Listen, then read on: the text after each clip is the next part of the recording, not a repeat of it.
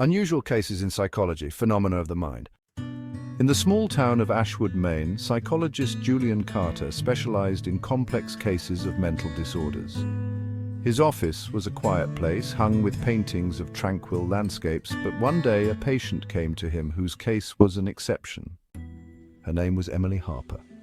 Emily was silent, her eyes constantly sliding around the room as if she saw something no one else could see. She told Julian that she'd started hearing whispers in her head some time ago.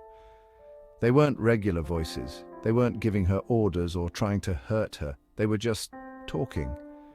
They were talking about things that hadn't happened yet. "Emily, this could be a manifestation of stress or trauma," Julian had said in the first session, trying to rationalize her stories. In one session, she suddenly whispered, "Don't go home tonight. They're waiting for you there." Julian froze.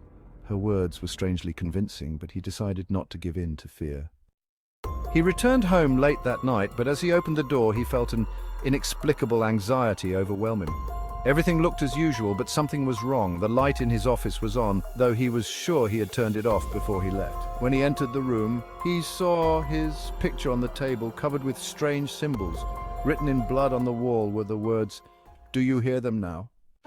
Julian tried to come up with a rational explanation, but that's when he heard it. The whispers.